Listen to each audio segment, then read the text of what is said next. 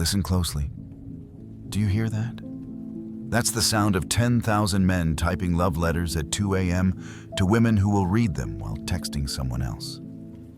It's the symphony of the modern Sisyphus. Except instead of pushing a boulder up a mountain, he's pushing his dignity down into the earth, one desperate "you up" text at a time. There's an old Persian tale about a merchant who fell in love with fire. Not metaphorically, literally. He saw a flame dancing in a brazier one winter night and became convinced it was a jinn princess trapped in amber light. Every evening, he would sit before it, whispering poetry, offering jewels that turned to ash, extending his hands closer and closer until the skin bubbled and split. The other merchants called him mad. But here's the thing they never understood. He wasn't crazy. He was just doing what every man does when he mistakes consumption for connection. The only difference? His burns were visible. You see, Diogenes, that magnificent bastard who lived in a barrel and told Alexander the Great to get out of his sunlight. He understood something we've forgotten in our age of dating apps and carefully curated Instagram personas.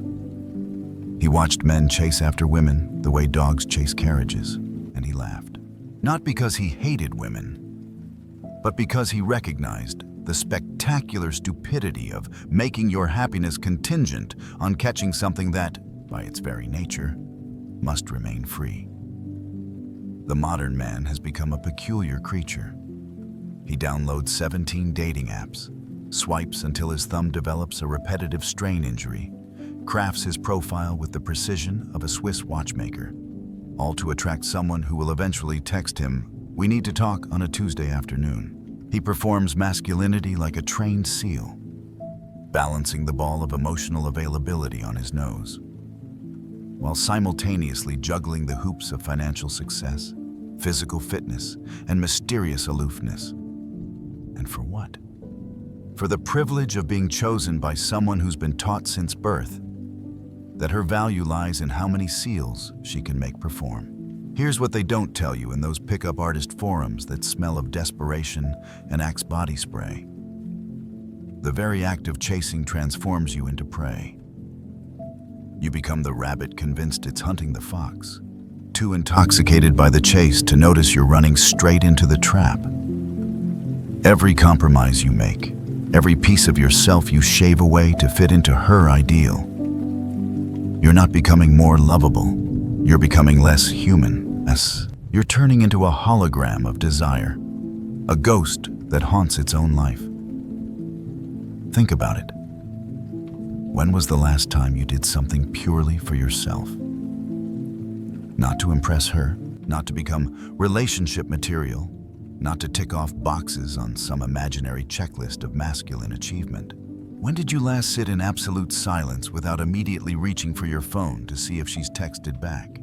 You've become Pavlov's dog, except instead of salivating at the sound of a bell, your entire nervous system lights up at the sight of those 3 dots appearing and disappearing in a message thread. The ancient Stoics had a word for this. Path, the passions that disturb the soul's tranquility. But we've renamed it love and convinced ourselves it's noble. We've taken what should be a garden and turned it into a gladiatorial arena, where men bleed out their authenticity for the entertainment of an audience that's already swiping to the next show. There's a study from 2024, fresh off the psychological presses, that found men in relationships report lower levels of personal autonomy than their single counterparts, yet simultaneously claim higher life satisfaction. The researchers called it hedonic adaptation, but I call it what it really is: Stockholm Syndrome with dinner dates.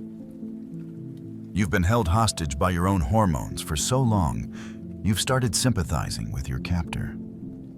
The velvet curtains of romance, heavy with the perfume of promise. They hide something grotesque. A man so afraid of his own solitude that he'd rather burn alive in bad love than sit peacefully in his own company. The candle wax of countless dinner dates pools on the table, hardening into monuments to conversations, where you pretended to care about her friend's drama while your soul quietly filed for bankruptcy. So here's my question for you, whispered like a curse in a cathedral. What would happen if you simply stopped? Not stopped loving, but stopped chasing, stopped performing, stopped treating your heart like currency in an economy that's been rigged from the start.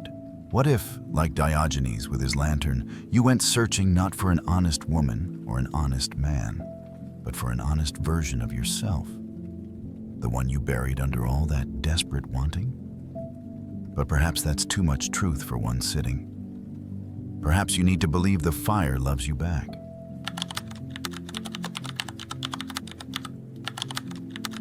Every woman you didn't approach is a ghost that haunts a house you'll never live in. In the garden of forking paths, each turn untaken grows its own dark bloom. Regret is just desire wearing a death mask, dancing alone in yesterday's room. There's a bar in Prague, or maybe it's Budapest, or maybe it exists only in the collective unconscious of every man who's ever stood frozen at the edge of possibility, where the walls are covered in photographs of moments that never happened, pictures of first kisses that stopped at eye contact, wedding photos of people who sat on opposite ends of the same train car for 2 years, crafting entire lives together in their minds while never speaking a word. It's called the Museum of Missed Connections. And brother, you've been contributing to its collection your whole life. But here's the sick joke. The cemetery of could-have-beens is more crowded than any actual relationship graveyard. For every woman who rejected you, there are 10 you never even gave the chance to say no. You've been having staring contests with opportunity while possibility grew old and died in the waiting room of your courage. Schopenhauer once wrote that we swing like pendulums between boredom and suffering. But he forgot to mention the third position, paralysis. That exquisite purgatory where you're simultaneously terrified of rejection and tortured by inaction. You become like those Victorian gentlemen who died of consumption, except your disease is assumption. You assume she's out of your league. You assume she has a boyfriend. You assume, until assumption becomes your autobiography. I knew a man once. Let's call him Marcus, because all cautionary tales need a Marcus, who fell in love with a barista. Every morning for 3 years, he ordered the same cortado, left the same tip, exchanged the same 7 words. Cortado, please. Coming right up. Thanks. Have a good one. 3 years, 1,095 days of carefully rehearsed casualness. He knew her schedule, noticed when she changed her hair, memorized the way she laughed at her co-workers' jokes. In his mind, they'd already moved to Portland, adopted a retriever named Kafka, and started a small pottery business. Then one day, she wasn't there. Quit, the manager said. Moved to Barcelona with her girlfriend. Marcus still goes to that coffee shop, orders the same cortado. But now he knows what he always suspected. He wasn't just ordering coffee. He was purchasing cowardice, 1 cup at a time. You see, we've created this mythology around the one that got away. But we never acknowledge that most of them never even knew they were supposed to be caught. We're ghosts haunting our own lives, invisible to the very people we claim to desire. And the truly grotesque part? We've convinced ourselves this is noble. We call it respecting boundaries, when really it's just fear wearing a 3-piece suit of rationalization. A 2023 study in the Journal of Personality and Social Psychology found that people consistently overestimate the negative consequences of rejection, while underestimating their ability to recover from it. The anticipated pain is always worse than the actual experience. We're essentially torturing ourselves with a horror movie that never gets made, directed by anxiety, produced by insecurity, with our ego playing every role. The humid summer evenings you'll never spend with her stick to your skin like regret. The conversations you've had with her in your shower could fill libraries. You know her, the version of her that exists exclusively in your skull. The one who always laughs at your jokes, never has bad breath, never scrolls through her phone while you're talking about your childhood trauma. This imaginary woman is perfect because she's not real. She's a projection, a hologram of longing, a ghost you've fallen in love with because ghosts can't reject you. They can only haunt. And haunt, they do. Every woman you didn't approach becomes a specter in your peripheral vision. You'll see her decades later. Not her, but women who remind you of her. And feel that familiar ache, like a phantom limb pain for a life you never actually lived. You'll wonder what would have happened if you just said hello. But here's the savage truth. Nothing would have happened, or something would have happened. But either way, it would have been real. And reality is the one thing your fantasy can't survive. Kierkegaard understood this when he wrote about the aesthetic existence, living in the realm of possibility without ever committing to actuality. You've become a connoisseur of maybes, a collector of perhaps, a museum curator in the gallery of what if. But museums are for dead things, and every moment you spend there is a moment you're not alive. The cruelest part? While you're mourning the ghosts of relationships that never existed, actual women, flesh and blood and morning breath, and complicated feelings about their fathers are walking past you. But you don't see them because you're too busy staring at shadows, mistaking your fear for reverence, your paralysis for patience. So riddle me this, you curator of cowardice. How many ghosts can dance on the head of a pin before the pin realizes it was never sharp enough to draw blood? How many imaginary lovers does it take to equal one real rejection? When will you realize that the cemetery of could-have-beens is just another name for the life you're currently living?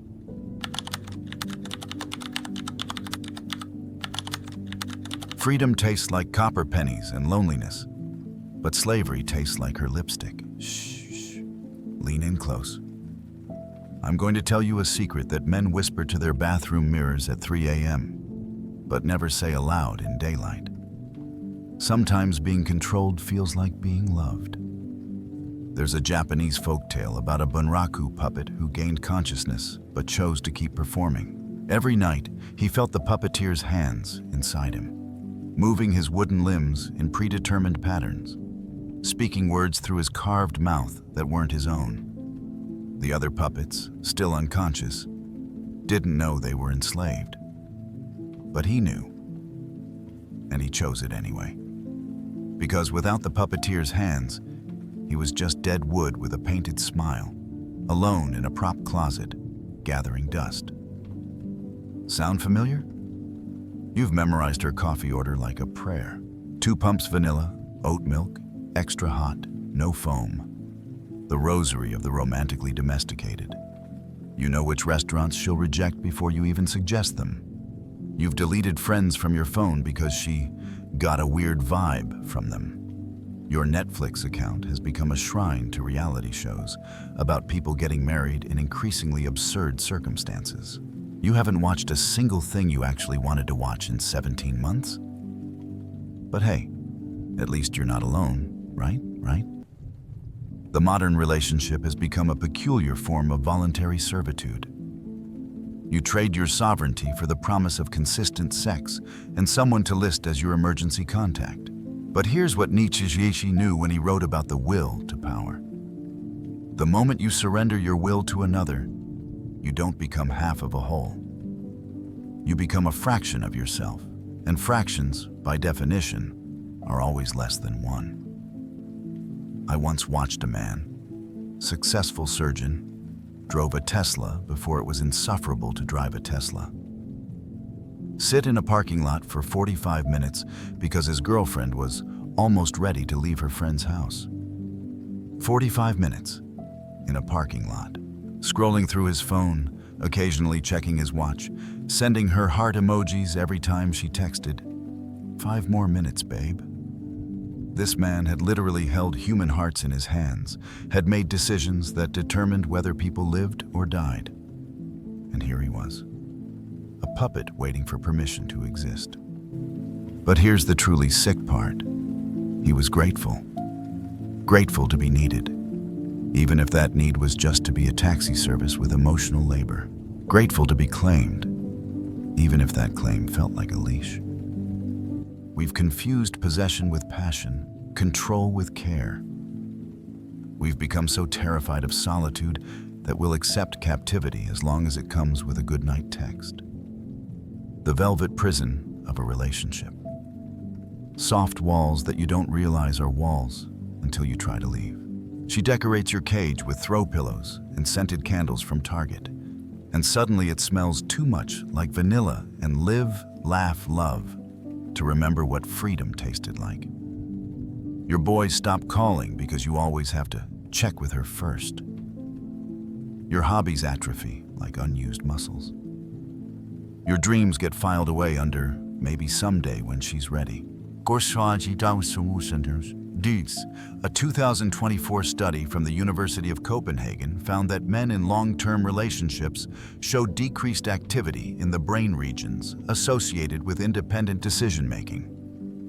The researchers called it cognitive offloading. But what it really means is you've outsourced your free will to someone who thinks The Bachelor is quality television.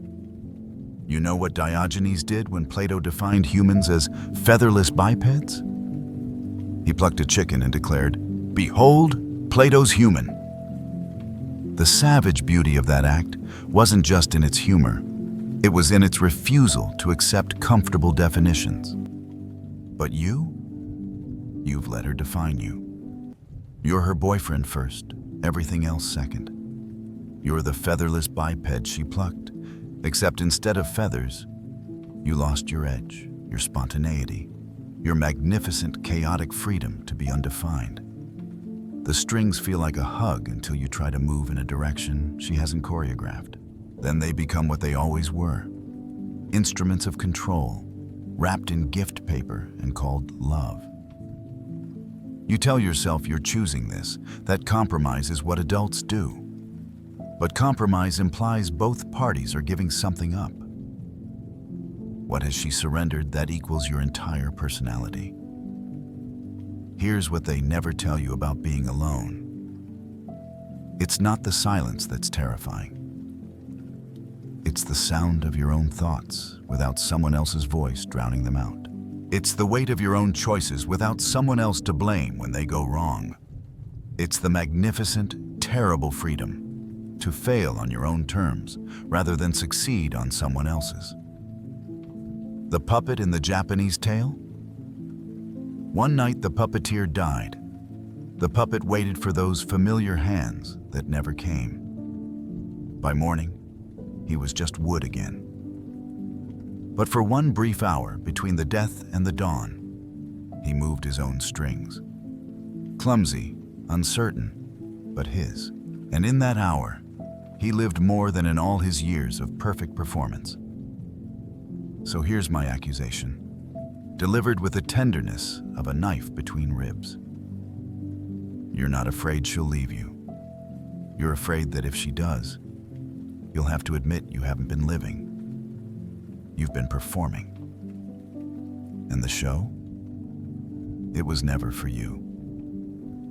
You've been the puppet who fell in love with his strings, mistaking manipulation for meaning, choreography for choice. But there's still time to cut them, if you have the courage to hold the scissors.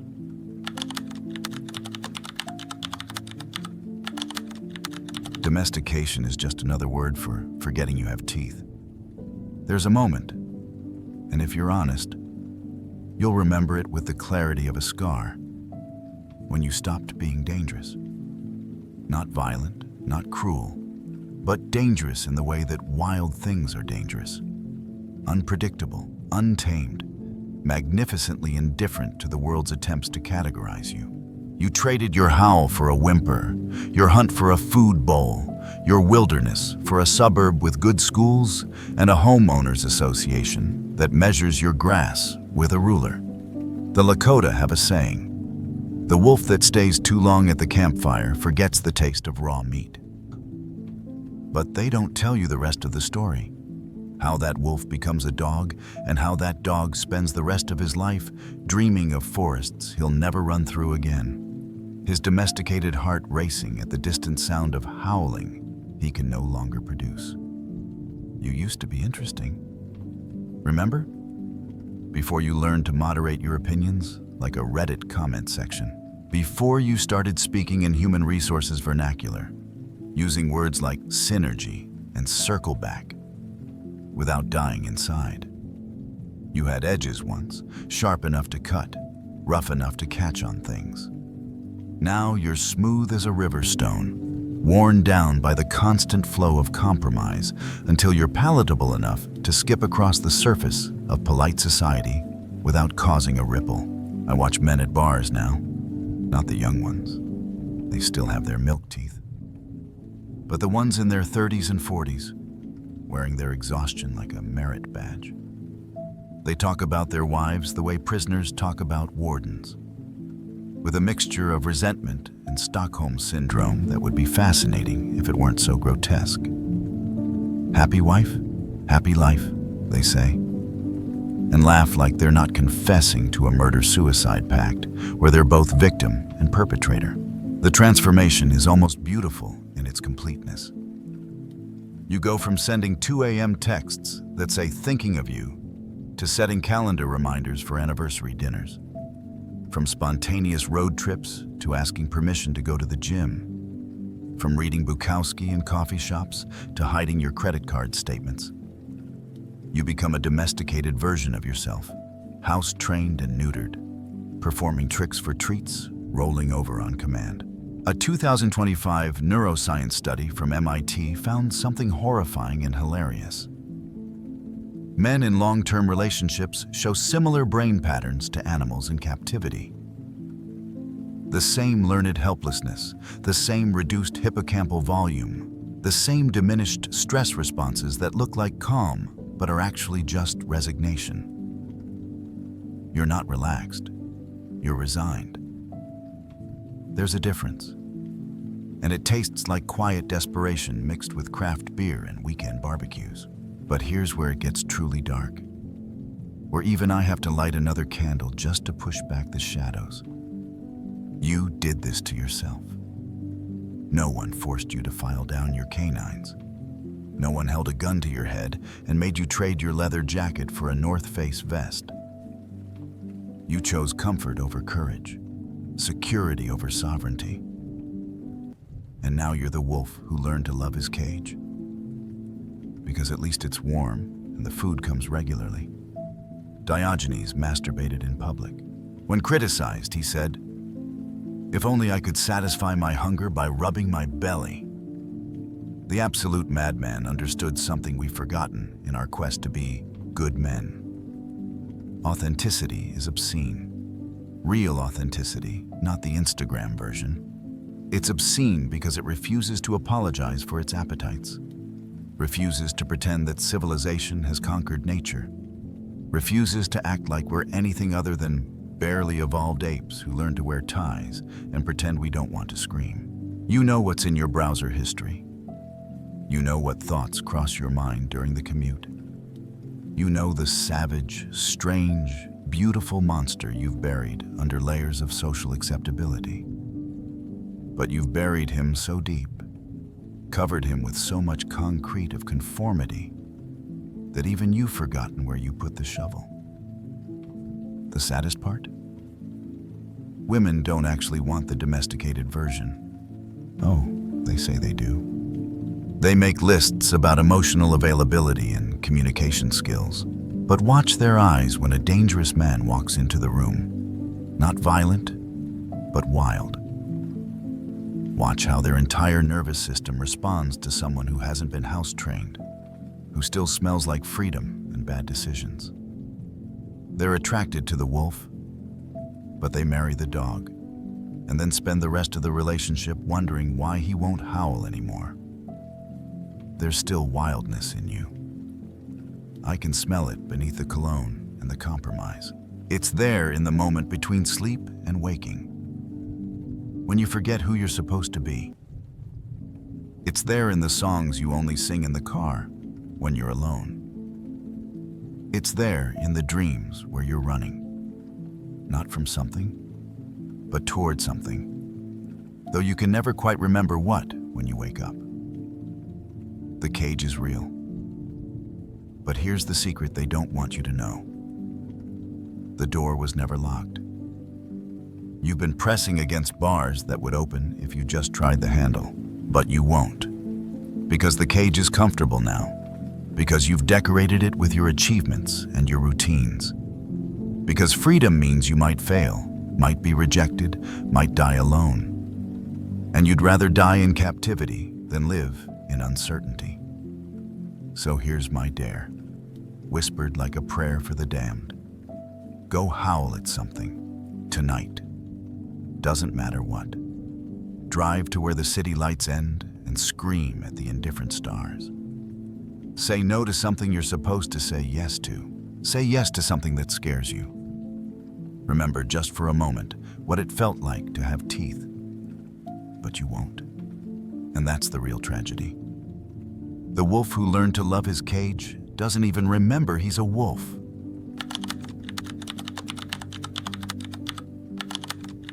Solitude isn't the absence of love. It's the presence of self. Listen. Do you hear that? That's the sound of absolutely nothing expecting anything from you. No good morning texts to send. No anniversaries to remember. No emotional labor to perform. No one's mood to manage but your own. It's terrifying, isn't it? That's silence. Most men would rather drown in dysfunction than learn to swim in their own company. But not you. Not anymore. You've arrived at the final revelation. The one that tastes like black coffee at 4 a.m. and feels like walking into an empty house that's entirely, unapologetically yours. There's an old Sufi story about a king who gave away his kingdom to sit by a river and watch the water flow. His advisors thought he'd gone mad. His family staged interventions.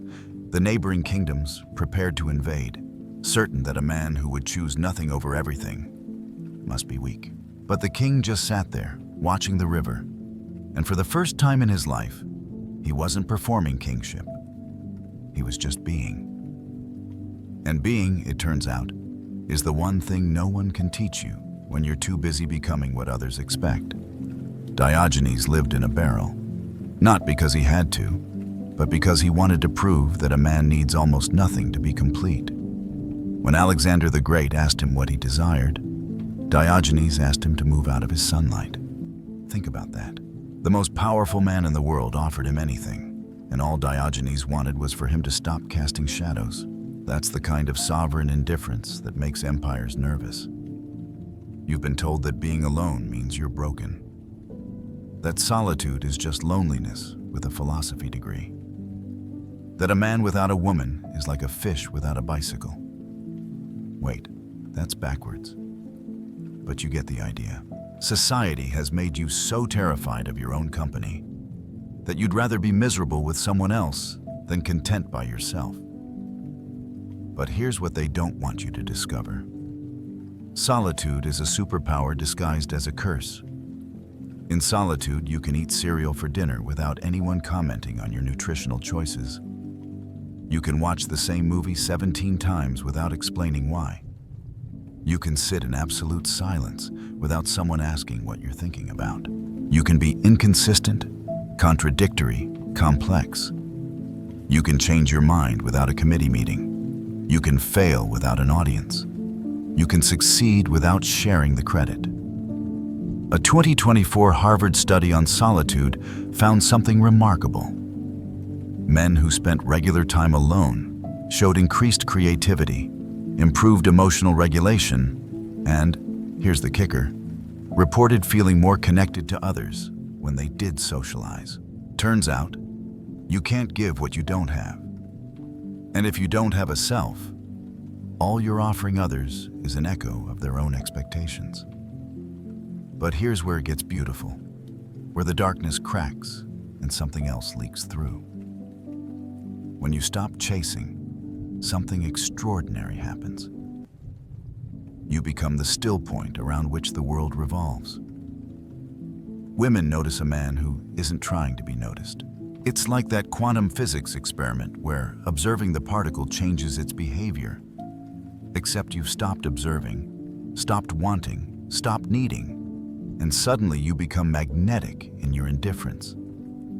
I know a man, successful artist, genuinely content alone, who hasn't pursued a woman in 5 years. Not out of bitterness, not from trauma, but from a simple recognition that he'd rather be alone than be with someone who doesn't add to his solitude. And women find him fascinating. They orbit him like planets around a sun that doesn't care if it has planets. Some stay, some go, but he remains constant, creating his art, living his life, refusing to compromise his solitude for companionship that would cost him his sovereignty. The Japanese have a word, ikigai, your reason for being.